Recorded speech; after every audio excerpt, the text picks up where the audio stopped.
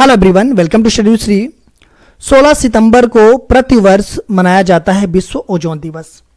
और इसका मुख्य उद्देश्य क्या होता है प्रतिवर्ष मनाने का कि ओजोन परत की रक्षा करना। ओजोन परत की रक्षा किस लिए करना? क्योंकि जो ओजोन परत होता है वो जो है कि पृथ्वी की प्राकृतिक छतरी होती है।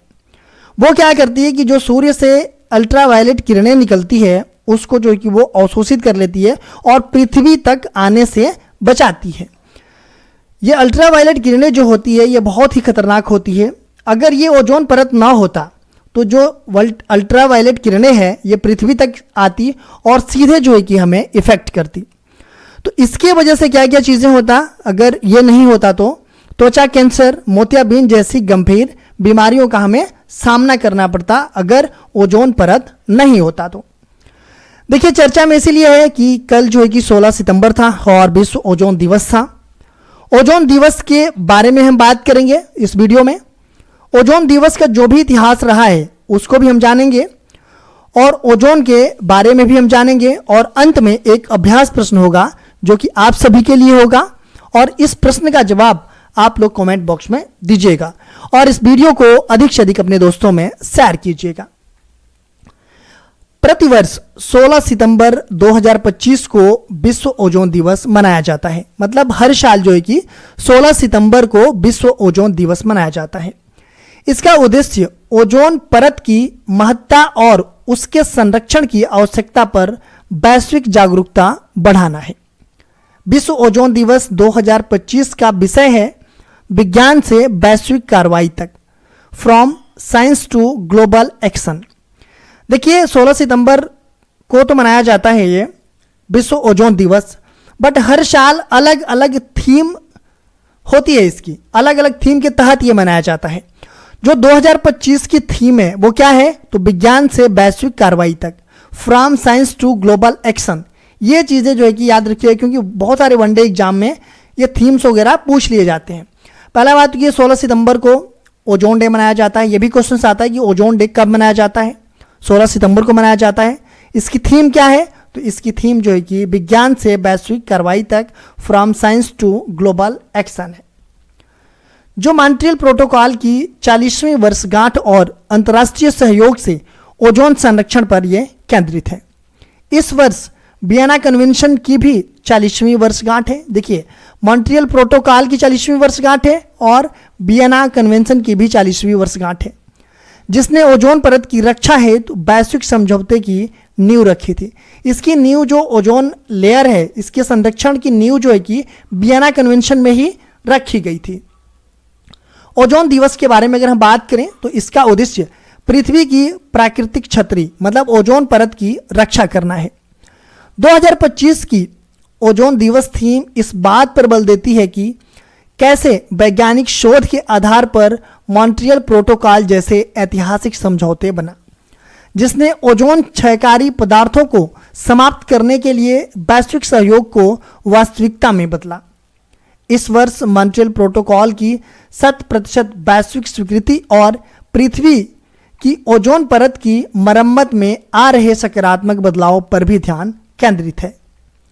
अब हम बात कर लेते हैं ओजोन दिवस की इतिहास के बारे में। 1913 में ओजोन परत की खोज फ्रांसीसी वैज्ञानिक फैब्री और वुडसन ने की थी।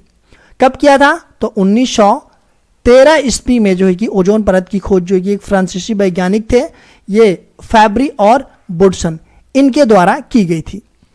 1985 में अंटार्कटिका के ऊपर ओजोन छिद्र की पहचान के बाद ओजोन क्षरण को लेकर के वैश्विक चिंता बढ़ी। देखिए, 1985 में ये पता चला कि जो अंटार्कटिका है इसके ऊपर जो ओजोन लेयर है उसमें जो है कि छिद्र हो गई है। ठीक है, तब जो है कि पहचान किया गया और उसके बाद से ओजोन क्षरण को लेकर के वैश्विक चिंता बढ़ गई। क्योंकि अगर ये जो इसकी लेयर है अगर छिद्र हो जाए या फिर बहुत पतली हो जाए तो जो यूवी रेज है वो क्या होगी, पृथ्वी तक पहुंचेगी और पृथ्वी तक पहुंचेगी तो बहुत सारे रोग होंगे जैसे कि मोतियाबिंद और त्वचा कैंसर होंगे। 16 सितंबर 1987 को मॉन्ट्रियल प्रोटोकॉल पर हस्ताक्षर किए गए। मॉन्ट्रियल प्रोटोकॉल पे कब हस्ताक्षर किए गए? 16 सितंबर 1987 को। और यह ओजोन नाशक रसायनों CFC, HCFC आदि के प्रयोग को नियंत्रण करने वाला पहला अंतर्राष्ट्रीय समझौता है। संयुक्त राष्ट्र ने वर्ष 1994 में 16 सितंबर को अंतर्राष्ट्रीय ओजोन संरक्षण दिवस घोषित किया था। किसके द्वारा यह घोषित किया गया था? 16 सितंबर को संयुक्त राष्ट्र के द्वारा। और ये चीज़ें जो है कि 1994 में घोषित किया गया। क्यों किया गया 16 सितंबर को? क्योंकि 16 सितंबर 1987 को मॉन्ट्रियल प्रोटोकॉल पर हस्ताक्षर हुए थे। अब हम बात कर लेते हैं ओजोन के बारे में। ओजोन O3 एक ये गैस है जो धरती की समताप मंडल में 10 से 30 किलोमीटर की ऊंचाई पर पाई जाती है।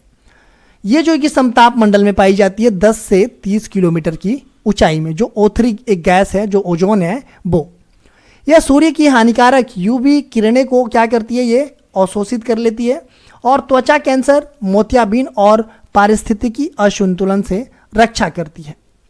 ओजोन क्षयकारी पदार्थों जैसे CFCs, HCFCs, हेलोन्स आदि का प्रयोग ओजोन छिद्र के लिए जिम्मेदार है। देखिए, जो ओजोन छिद्र हो रहे हैं या फिर ओजोन लेयर जो है कि पतले हो रहे हैं, इसका जिम्मेदार कौन है? तो CFCs है, क्लोरोफ्लोरोकार्बन, और HCFC है। ये जो है कि इसके छिद्र के लिए जिम्मेदार है।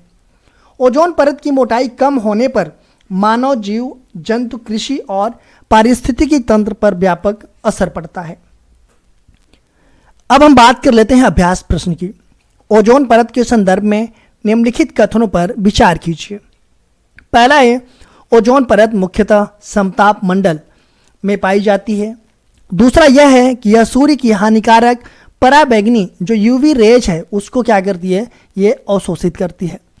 उपर्युक्त में से कौन से कथन सही हैं?